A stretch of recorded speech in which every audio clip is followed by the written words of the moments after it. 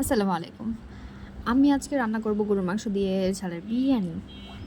এখানে রান্না করার জন্য আমি একটা হাঁড়িতে সরিষার তেল গরম করে নিয়ে এখানে পেঁয়াজ কুচি দিয়ে নিয়েছি।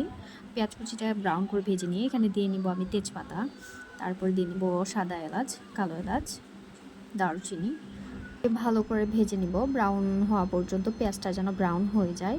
তারপরে দিয়ে নিব এখানে একে একে মশলা, এখানে আদা বাটা, রসুন বাটা, জিরা বাটা দিয়ে নিয়ে এখানে ভেজে নিব।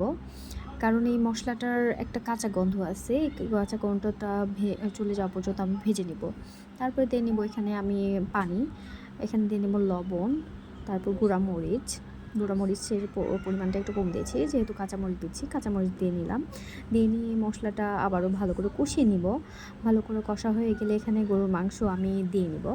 দিয়ে এখানে ভালো করে নেড়েচেড়ে মিশিয়ে নিব। আপনারাও এভাবে ভালো করে মিশিয়ে নেবেন। মিশিয়ে নিলে মশলাগুলো একদম সমানভাবে মাংসের ভিতরে ঢুকে যায়।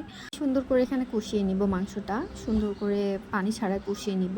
এখানে আমি দিয়ে নিব ঢাকনাটা দিয়ে নিয়ে পানিটা বের হওয়া পর্যন্ত অপেক্ষা করব। এখানে পানি বের হয়ে গেলে পানি দিয়ে আমি মাংসটা কষিয়ে নেব সুন্দর করে।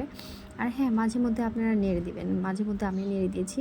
মাঝে মধ্যে নেড়ে দিলে এখানে নিচে যে পোড়া এই পোড়া ভাবটা লাগে না। যাই হোক, অন্য পাত্রে আমি তেল দিয়ে শাহি জিরা দিয়ে ভেজে নিয়ে তারপরে চালটা ভালো করে ভেজে নিব। ভেজে নিয়ে এখানে গরুর মাংসটা রান্না করে গরুর মাংসটা দিয়ে আবারও ভেজে নিব সুন্দর করে, একদম ব্রাউন কালার করে ভেজে নিব।